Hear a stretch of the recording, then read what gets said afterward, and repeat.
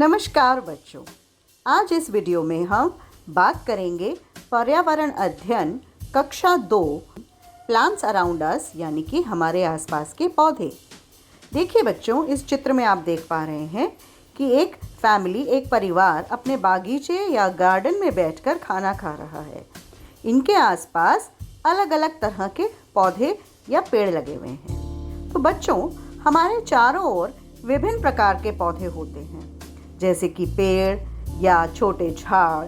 तो आइए देखते हैं अलग अलग तरह के पौधे।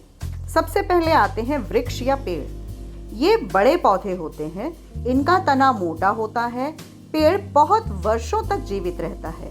उदाहरण के तौर पर बरगद का पेड़, गुलमोहर का पेड़ या नीम का पेड़। फिर अगले आते हैं झाड़ियाँ। ये पौधे छोटे और झाड़ीदार होते हैं और ये कुछ वर्षों तक ही जीवित रहते हैं, जैसे कि गुलाब या मेहंदी का झाड़।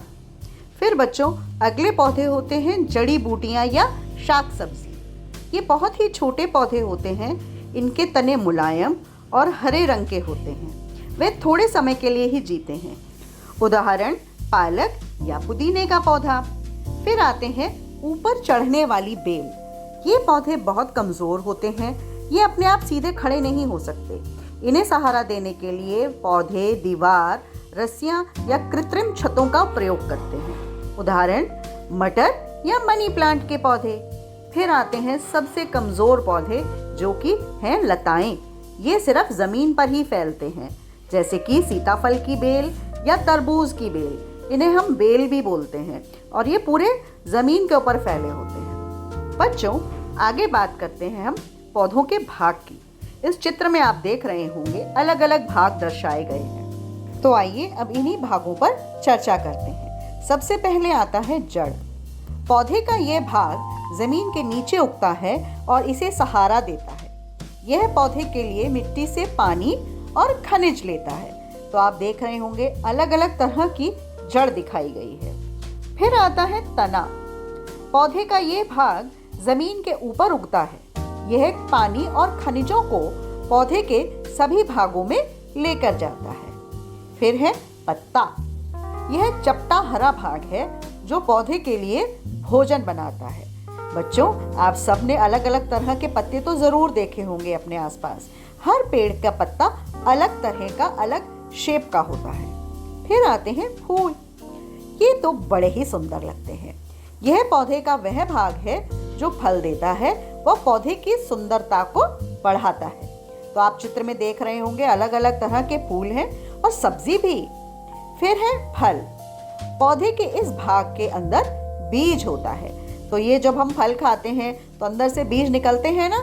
तो आप देखिए, जैसे आम में गुठली होती है, तरबूज में, सेब में, संतरे में, इन सब में अलग अलग तरह के बीज होते हैं जो कि पौधे को उगाने के लिए बाद में काम आते हैं।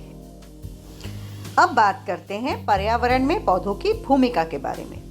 सबसे पहले पौधे हमें ऑक्सीजन देते हैं, जिससे कि हम सांस लेते हैं। फिर पौधे हमें भोजन भी प्रदान करते हैं। पौधे प्रदूषण कम करने में भी सहायक हैं। पौधों से हमें अलग अलग तरह की दवाइयाँ मिलती हैं।